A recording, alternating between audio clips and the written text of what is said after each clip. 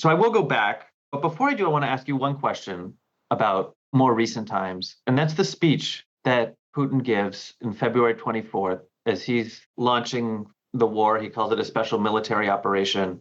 And the speech is known as the Empire of Lies speech because he talks about the West and he talks specifically about America when he's invading Ukraine. What does that reveal? That he's launching this invasion and he spends the first third or more talking about the United States?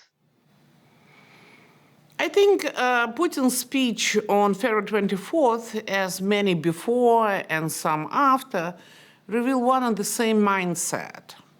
It is that the United States of America, as it was in the Soviet times and remains in the current Russia, is the enemy number one. It is written in the in the Russian national security doctrine. All our nukes are first and foremost oriented towards the United States. That was the policy adopted back in the Soviet times. Then for a while, in the late years of perestroika and the early Yeltsin's time, when Russia became an independent state and sort of proclaimed of going on the road of democracy, United States became a Russian friend. Russia was deeply dependable upon help from the side of the United States. However, the minute KGB was back in power, or you can call them FSB, whatever you like, the idea that United States is trying to destroy Russia, that United States is enemy number one, got back again. It was almost from start. So there was a short period of time when Vladimir Putin just became president of Russia, and George W. Bush younger was the president of the United States. Strangely enough, George Bush younger managed to see a soul, to look into the soul of this KGB guy. In fact, it wasn't just a joke that many of us laughed at, but it also demonstrated the inability on the part of the then State Department and the White House to understand the nature of people who came into power after Boris Yeltsin resigned. It was to say that people in the White House and in the American State Department didn't realize that the most repressive institution of the Soviet Union, the KGB, under the different acronym, came into power and was slowly but surely creating the possibility of returning back to the Soviet-type politics. It wasn't just because Vladimir Putin, as any guy who was trained in the Secret Service, you may say the same about, guys from CIA or Mossad or, MI5 and etc., that, he was trained not to reveal his soul, to say soul, if he has any, or he had any. But it is that his whole job training, his education, his life experience didn't allow him to reveal any inner him, any true him to any representative of the West. For him, West was, and as he time and again proved it over these 22 years of his rule, remains to be the enemy.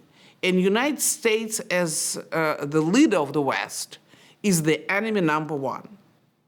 So I'd like to get your thoughts on where he is at each of these stages along the way. And the first is that as a KGB agent during the Cold War, watching the United States, it's framed in the US as an ideological conflict. And Reagan talks about the evil empire, and it's a fight for freedom. How does Vladimir Putin see the conflict with the United States? Does he see it in those terms? We can guess, because obviously Vladimir Putin doesn't reveal his real thoughts or understanding of the world, but I think that, he sees United States of America as his personal enemy and as an enemy of the corporation that run Russia. Given that he equalizes himself with Russia, United States is the enemy number one of the Russian Federation. That's, I think, his way of thinking. And does he believe when American presidents talk about democracy and freedom, or does he think that that's an American form of disinformation?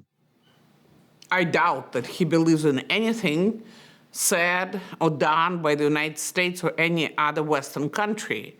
His understanding of the world is that it is an existential war between Russian Empire, and the West, that the West would like to, if not physically, but morally occupy Russia.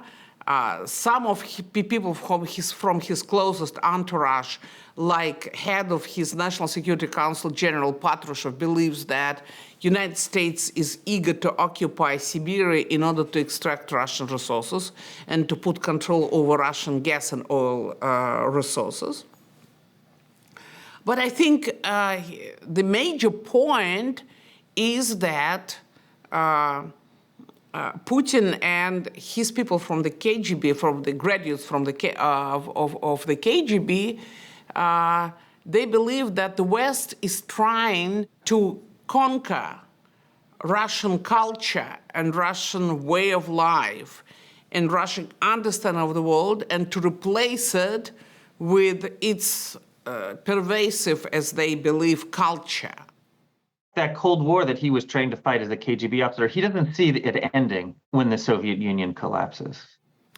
I don't think that he thinks in terms of the Cold War. I think that he thinks in terms of this existential war. I think that their conspiratorial minds are filled with this idea that the West has been trying time and again to put Russian empire under control, to take Russian resources, to make Russians believe in the ways of life that are not inherited from the Russian past.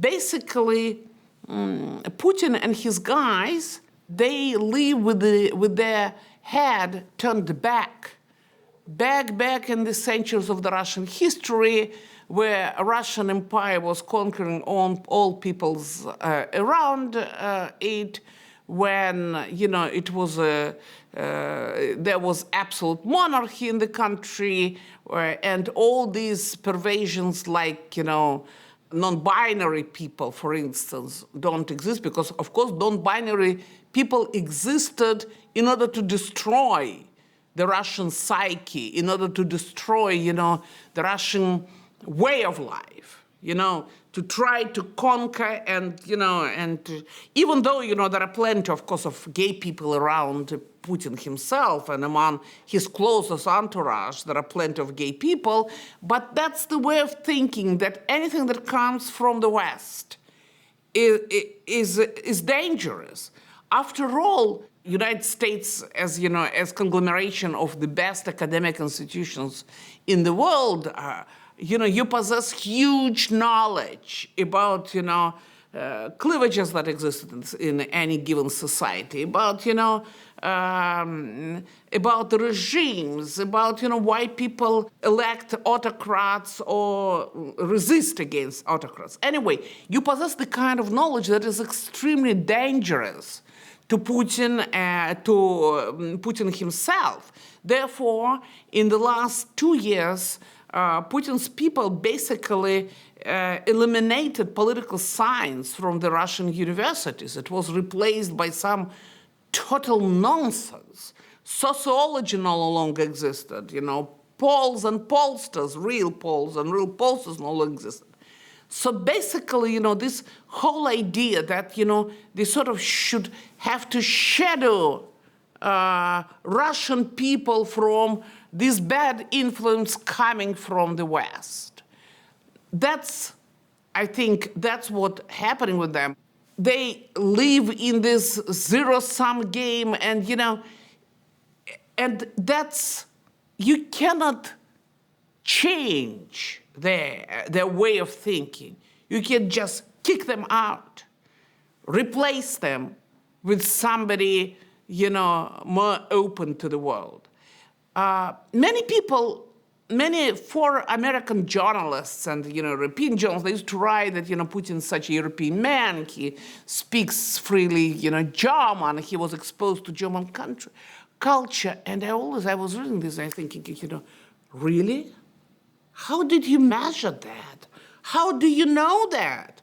This guy spent years when he was in GDR, German Democratic Republic, this totalitarian, part of Germany existed before the reunification of Germany. He spent inside his residentura. He was busy, conducting, all kind of disinformation campaign and following Western professors and businessmen in Dresden where he was stationed. He was busy, buying, carpet in order to send it back to Russia and sell it, and so to be better off when he was going to return back to Moscow. He wasn't reading. He wasn't exposed to any Western culture. Yes, he spoke fluent German. Sorry, it didn't help. Hitler, for God's sake, also spoke fluent German, and quite some other, very bad guys spoke fluent German. So no, he wasn't the European. He wasn't the guy exposed to the West. In fact, he got totally different idea from his time of working in the Soviet Residentura in Dresden, that West is the threat. West destroyed his job, which existed in GDR and then back in Russia.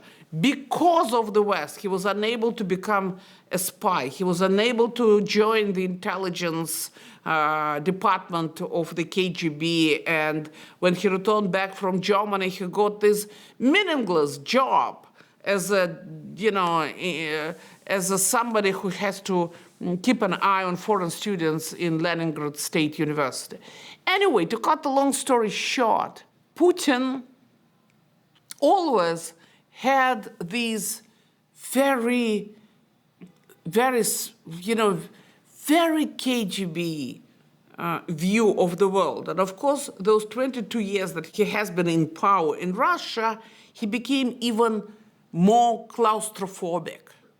And so everything that has to do with the West, any ideology, anything except for your technologies, and of course, cheap money that Russian state and non-state companies were able to borrow in the European countries, and therefore that what, contributed to Russian prosperity in the past decade.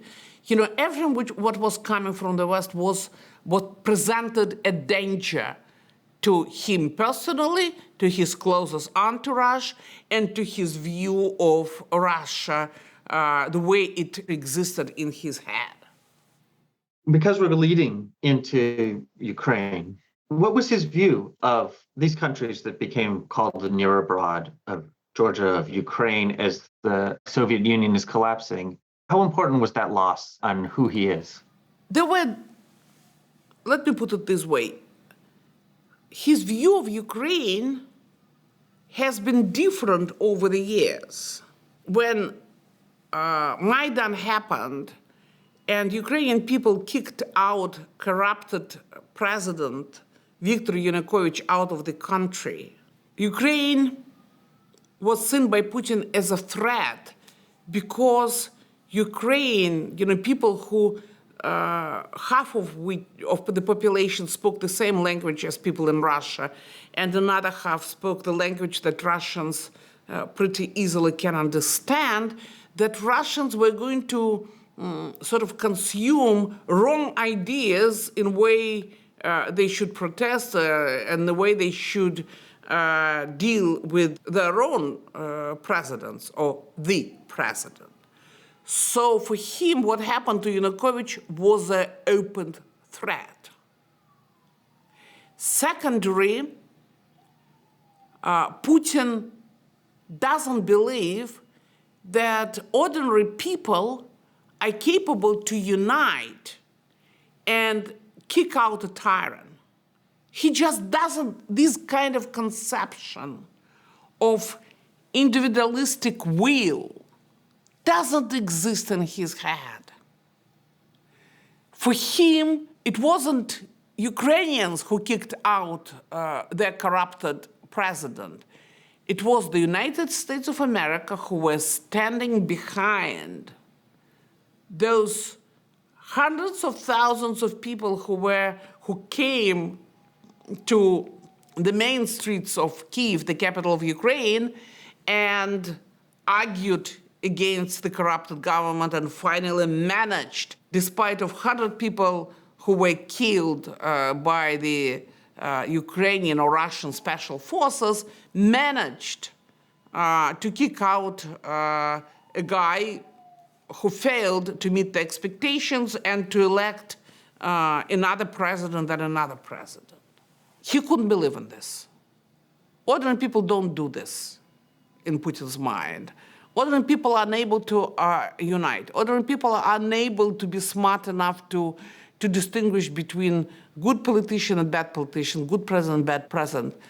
It is the United States of America who did that. So that was the second problem for him with Ukraine.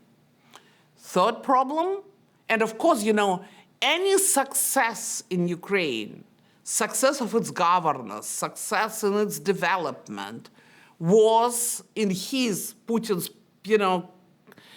totally sick mind, was a real threat to him personally. Democratic Ukraine was to present a very bad example to Russians, because Russians were watching Ukraine very attentively.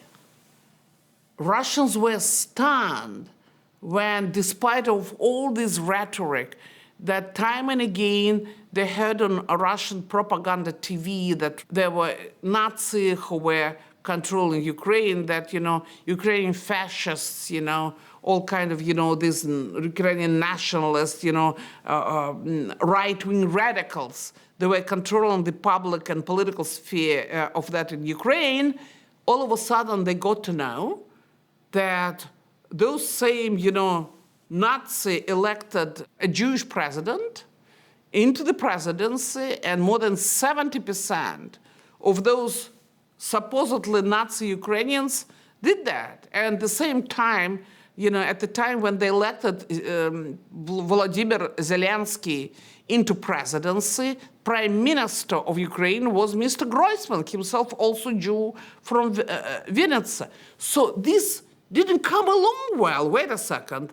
Either they are fascists, and for Russians, fascists and Nazi, these were Germans who came in 1941, invaded Soviet Union, and Soviet Union lost 27 million people in this great patriotic war. For them, there was a clear cut. When you say Nazi, any Russian immediately have this vision of Hitler and his SS troops, who are burning alive people in the villages all across the former Soviet Union.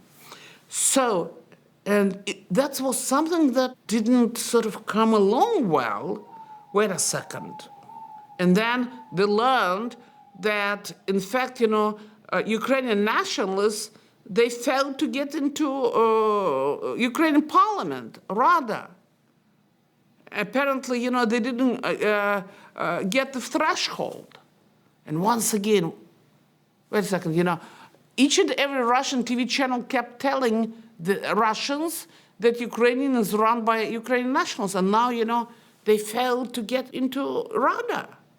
So I'm telling you all that for Putin, everything what was happening in Ukraine was a direct threat to his power, because his subjects we're going to get a wrong message, a wrong example, and his subjects, sooner or later, we're going to say, wait a second, Ukrainians got the right to elect their own president in their own parliament, and we Russians, what's wrong about us that we couldn't do this? And we have one and the same guy for the 22 years on the road. Third, Ukraine is a very different, the structure of Ukrainian society is very different from that in Russia. Ukraine has what we call in political science weak state, strong society. It's totally different from what existed in Russia. Extremely powerful and dangerous state in non-existent society. So this is also that for Putin, it's very difficult conception to comprehend. What does it mean, strong society? Why do they allow for weak government, Anyway, so finally, Putin saw the territory of Ukraine as a prospective battlefield where Western powers were going to bring their troops. And Putin doesn't believe that Ukraine possesses any sovereignty, that it has, its independent will as a nation. He doesn't buy this. For him, Ukrainians are little brothers, The way they were treated in the 19th century Russian Empire, when Ukrainian writers, such genius as Nikolai Gogol, were not allowed to run in Ukrainian, or the language was called Malorossian, and Ukrainian was called Malorossia, Little Russia. And so Ukrainian language was forbidden, and anyway, anything that could manifest, any sovereignty of Ukraine was forbidden under Tsar Alexander III, and Putin basically sees himself as somebody who inherit into the ideology, into the conception of the empire that was developed by Tsar Alexander III, one of the worst tsars ever existed.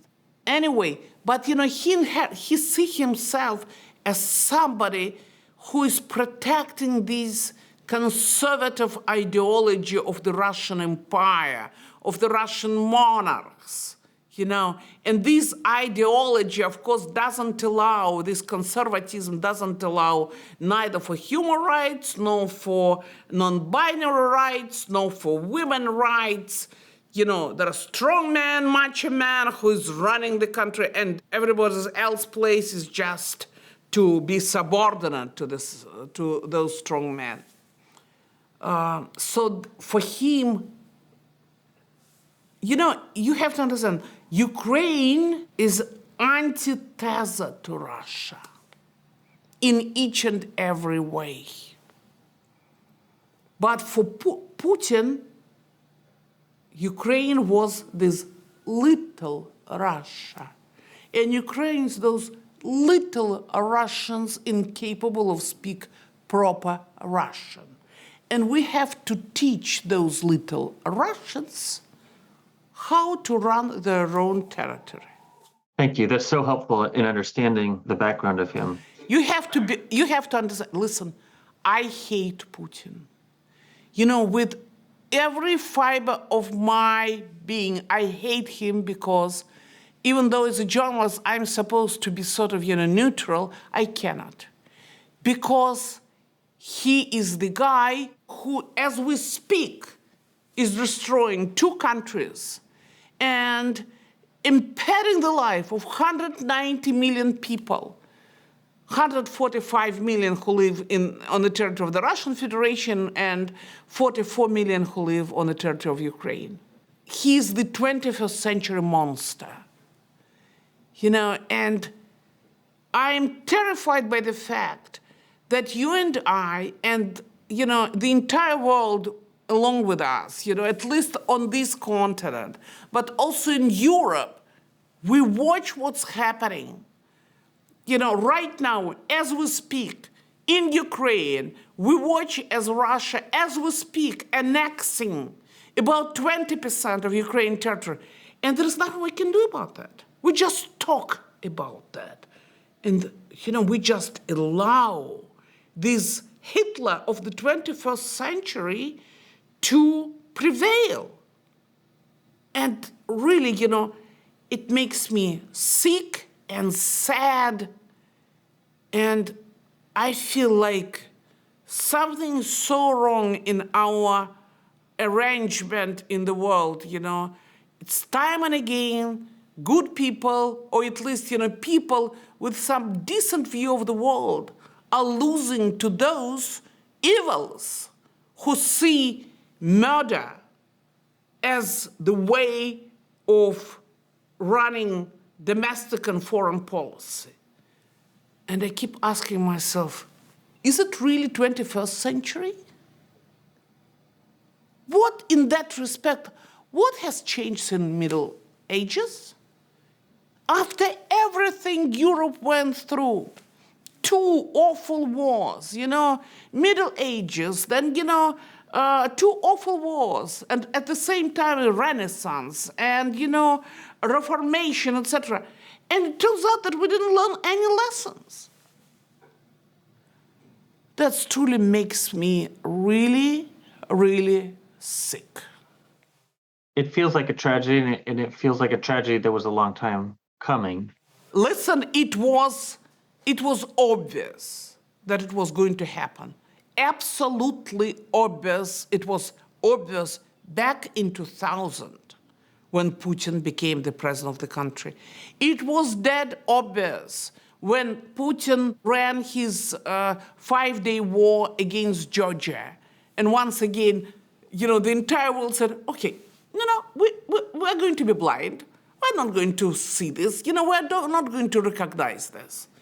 It was obvious when, he crashed Russian democratic opposition in 2012 when he got in Kremlin once again. It was obvious when he rewrote Constitution.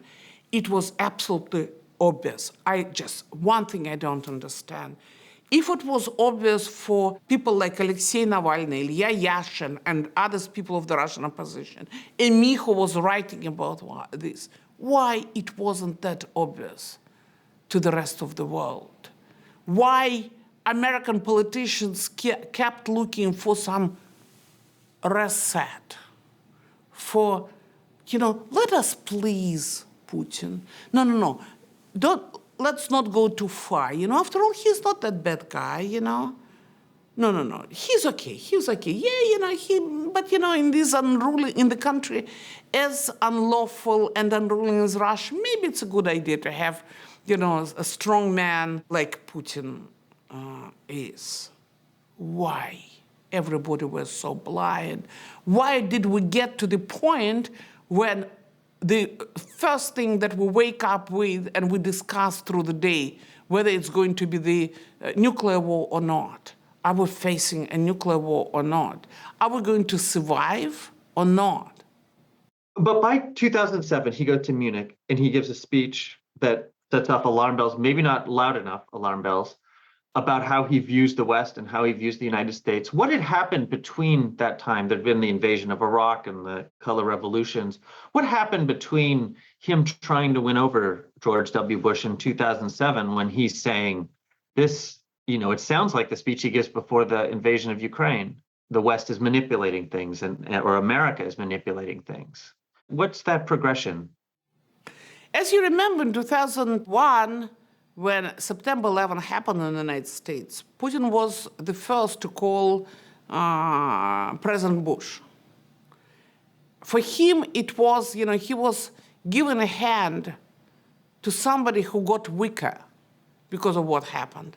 And he was happy to say, we're with you, just to pat you a little bit on your American shoulder and to say that, Russia is with you. We're going to help you if you need this. However, after that, elections in Ukraine happened. Once again, we're going back to Ukraine. And Putin was trying to install his own puppet, Viktor Yanukovych, who later became the president. He was trying to install his puppet, Viktor Yanukovych. However, elections turned out to be very close. And as a result, Yanukovych lost to his opponent, who represented the democratic forces and pro-Western forces in Ukraine. And Putin saw these as an assault on him personally.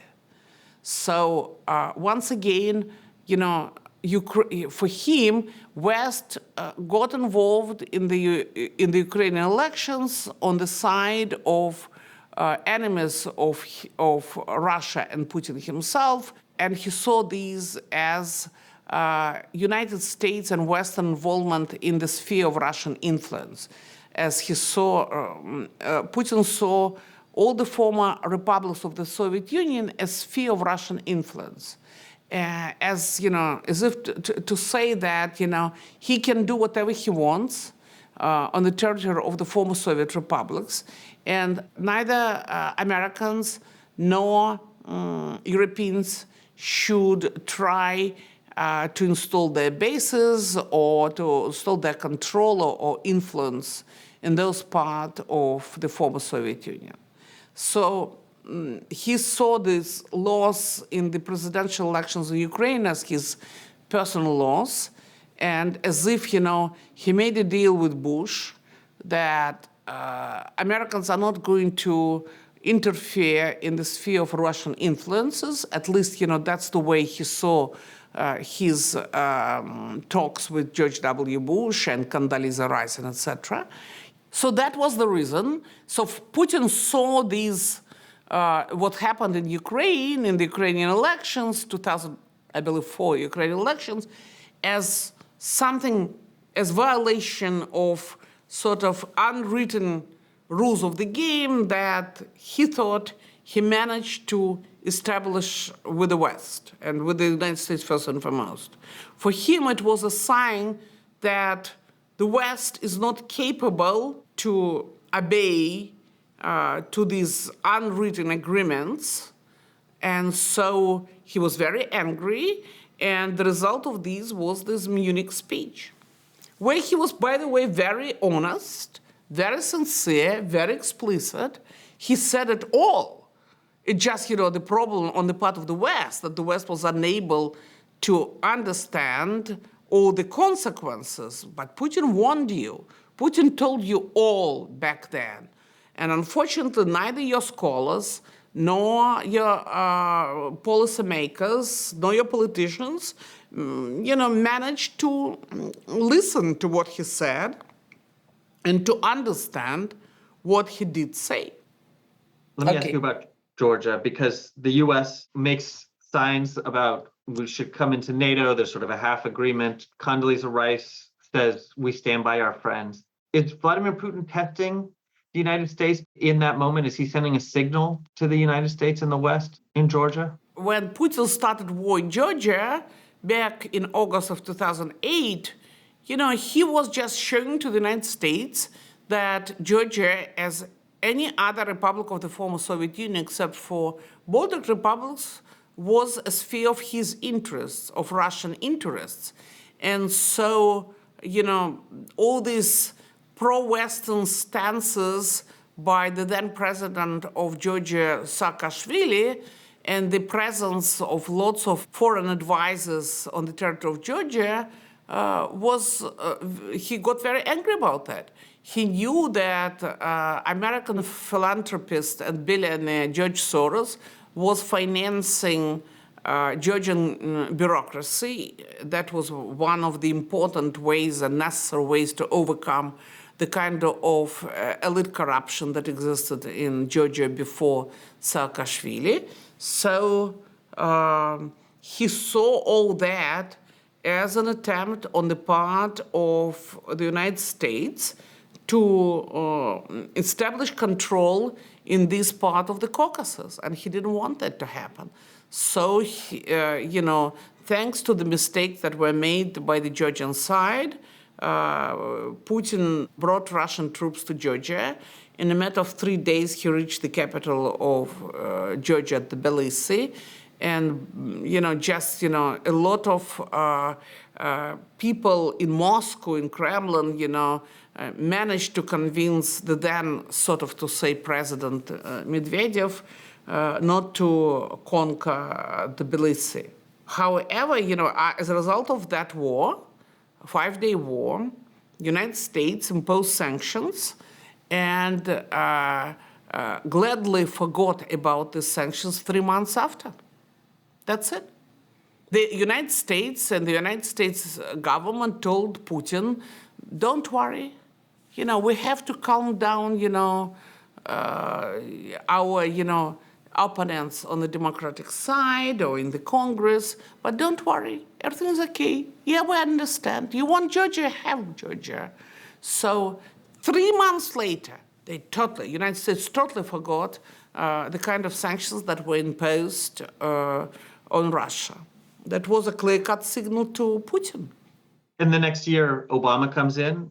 He's seen Munich, Georgia, and at that time led by Joe Biden. He was a vice president at the time, and he announces that Munich in 2009, the reset. And the message from that, it's yet again America moving on or ignoring the warning? If I remember properly, wait a second, President Obama came to Moscow, and then Vice President Biden came to Moscow in 2000, I believe, 11. He was trying to convince Putin not to run for the presidency again. And of course, it was, once again, it was wishful thinking on the part of the current president and then vice president. It was this American arrogance. For some reasons, some people in the White House believed that it was okay to tell Putin not to run, and he was going to say, yes, sir. Of course, he did quite the opposite. He was very offended by all these talks, and he realized that U.S. government was going to be very hostile to him personally. If you, I hope you can find a video of the then Prime Minister Putin with the then President of the United States, Barack Obama, and the way Putin spoke to Obama, it was upside down approach. It just, United States managed not to notice that Putin is a racist. And, for him, the African-American president was, they never believed an African-American was going to win presidency. I remember I was in Russia back then, and each and every pals, Putin's pals and his propagandists on the state-owned channels, they kept saying, no. Obama is not going to win presidential elections because America would never vote a black man into president. It's not going to happen. And that was, this also was the approach of these KGB guys around Putin because, they are racist by training. So Putin didn't want to take President Obama seriously. For him, it was like, wow, it shouldn't have happened, and, we're not going to recognize that it happened. Anyway, he was very hostile.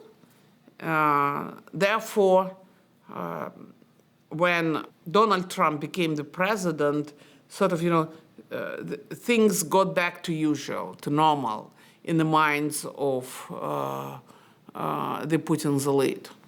Rich guy became a president. Rich white guy became a president. Great. That's exactly the way they understand the United States. Only rich, only guy, only white could become the president, can become a president of the United States. And Putin had been saying America is essentially an empire of lies. They're hypocritical. They don't believe the things that they say. And Donald Trump arrives, and his rhetoric describing America sounds very similar to what Putin had been saying. Exactly. When when Donald Trump arrived in the White House, things got back to normal in the mindsets of Putin's elite. Now everything was the way it was supposed to be. Perfect, and now, and they were able to tell Russians that, look, that's what the, real United States. Look at Trump, That's what, he represents a real America, not Barack Obama or anybody else. Yes, it got back to normal. Back to more normal in the mindset in this pervasive mindset of Putin's officials. Did he think that Trump was undermining America, undermining NATO? No, Trump was doing exactly what Putin was hoping he was going to do. For Putin, it was extremely important to divide the European Union because it is much easier for Russian military to fight with one European country rather than with a big European Union. So Trump was doing the kind of job that Putin was just dreaming about. When Trump said that NATO, North Atlantic Treaty Organization, was obsolete, it was just, honey for Putin. He felt like finally, there is some guy in the United States who understands, who is capable to see things the way they should be. So yes, he was very happy. Before I ask you about the end and about Ukraine, let me ask you one more question about the Obama administration and Biden. There's a period when Biden comes in 2011, he speaks to students and he says the importance of democracy and you don't have to take a Faustian bargain. Hillary Clinton comes. And we hear that Putin took personal offense to this, but he doesn't seem to have been afraid of what they were saying because he cracks down after that in the face of protests. What was the effect of Americans coming and talking about democracy in Moscow, and how did Putin respond to that? I think it wasn't about Americans. It was about those protests, about these hundreds of thousands of people who were marching the streets of Moscow and other cities of the Russian Federation and were shouting down with Putin. For him, it was like, it couldn't be so. It couldn't happen. Russians couldn't say this. Russians are in love with me, Vladimir Putin. I'm macho guy. Look at me. With my naked torso. I'm great guy. He loves himself to death. So, and for him, those protests that existed in 2011, 2012 in the Russian Federation, he couldn't believe that it was Russians themselves who were against him. These were, of course, Americans, Hillary Clinton, who was inspiring Russian opposition to go against him. So for him, in that respect, Hillary Clinton became a personal enemy. And especially, when during, her campaign, Hillary Clinton said, time and again, she repeated that, don't forget we're dealing with a KGB man, we cannot trust him. He's a dangerous man. I think, by the way, Bill Clinton also, when he met Putin in late 1999, he wrote back then that this guy is going to be very dangerous. So I think, your power couple, Hillary and Bill Clinton, they did realize the danger that Putin presented to the world.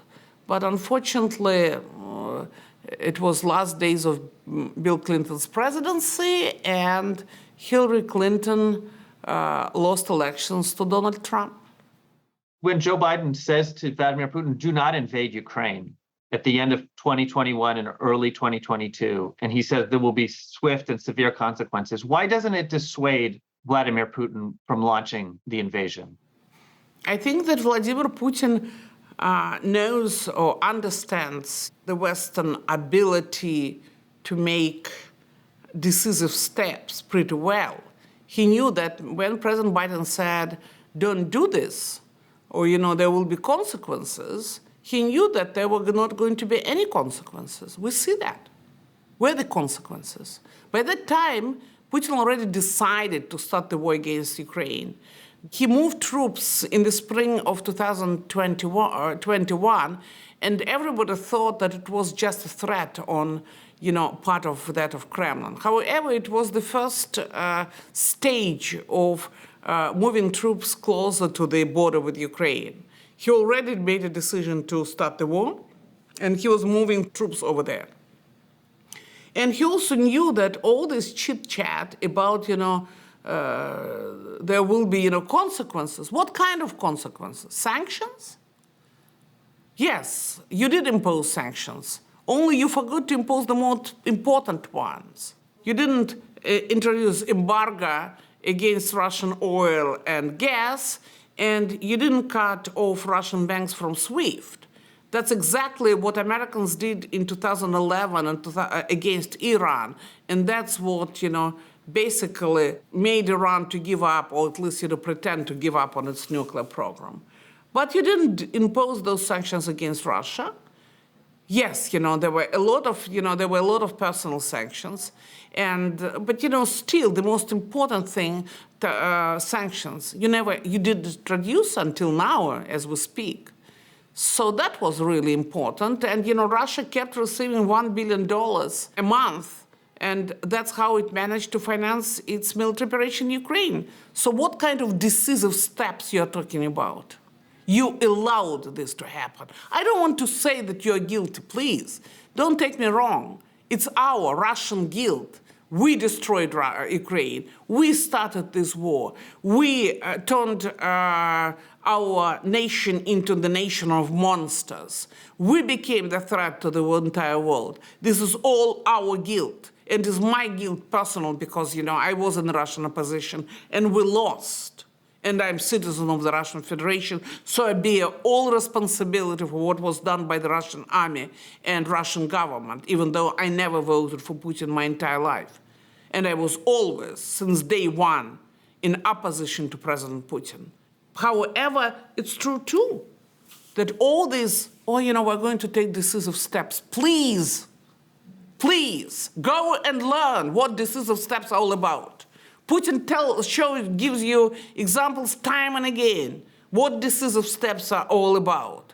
He said that he was going to start the war. He started the war. He said that he was going to destroy Ukraine. He's doing this. He started that he's not going to allow Ukraine to divorce from Russia, and that's exactly what he's doing. He said that he was going to annex territories of Ukraine, and that's exactly what he's doing. That's what decisive steps are all about. And you just talk. Once again, it's your right not to endanger your own businesses or your own foreign policy, et cetera, et cetera, et cetera, et cetera. But just don't tell me about decisive steps. You didn't make any decisive steps. You allowed for my country, Russia, to destroy Ukraine. And you keep allowing this to happen as we speak. And what you're saying throughout this interview is that it wasn't just at that moment when the troops were on the border, it was a lack of decisive steps of taking the warnings all the way back since 2000. Listen, Putin time and again gave a lip service to all these proclamations of the American decisive steps. He gave a lip service because he knows very well that it's just words. It's just about talking, and talking. Once again, I'm not here to blame American presidents or American people. It is your life, your comfort, your country, you built a great country, and it's your decision and desire not to be involved in this European mess or in the mess that existed in Eastern Europe. You gave a lot of money and a lot of weapons to Ukraine, and thank you for doing this, even though, your weapons are killing my soldiers of the Russian army. However, it was very important, and it's still very important, that the United States provided military support to Ukraine. And thank you for doing this. But please don't talk about decisive steps. So let me ask you to wrap this up. Where are we now? Vladimir Putin's in trouble on the battlefield domestically. He's ramping up mobilization. There's more of a danger domestically for him. He's talking about nuclear weapons. How dangerous is this moment? How dangerous is this man at this moment? I really don't know how to read the crystal ball. That's not my job. I see that the situation is getting from bad to worse. I doubt that Vladimir Putin is going to start a nuclear war. He has been, and people around him has been preparing for the comfortable retirement for the last 22 years. They were stealing whatever was possible to steal from the Russian budget and from the Russian wealth, which belongs to the entire nation. So I don't believe that this government of millionaires and billionaires are ready to perish and to turn their wealth into the nuclear waste. However, I'm very much afraid that Putin is going to destroy whatever is left from Ukraine. I hope that West does understand that if Putin succeeds in Ukraine, he's not going to stop. He does understand that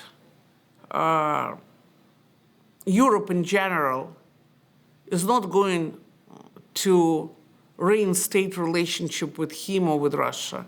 He does understand that especially countries of the Eastern Europe will remain hostile to him.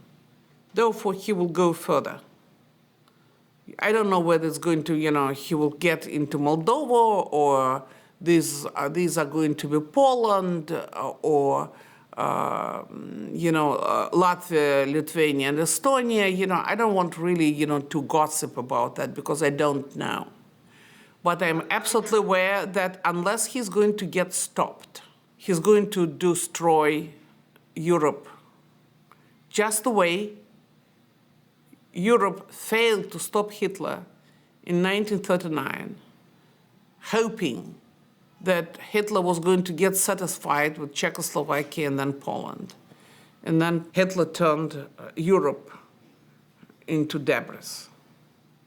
So I basically think that it's time for the Western public opinion and Americans first and foremost, as you are the major supply of help to Ukraine, to realize that we are dealing with somebody who is no better than Adolf Hitler. And the situation is as dangerous as it was back in Munich of 1938 or on September 1st, 1939. These guys, they don't stop until they destroy everything around them. And I guess that's what we've seen in the last 2 weeks, was that he made that decision. He's not gonna stop. He's not going to stop. If the United States once again will choose the policy of, tempting the tiger in his cage, trying to pet the tiger, then unfortunately we will see the repetition of history, maybe not at the scale that existed during the Second World War II, but pretty close to what happened to Europe back 70 plus years ago.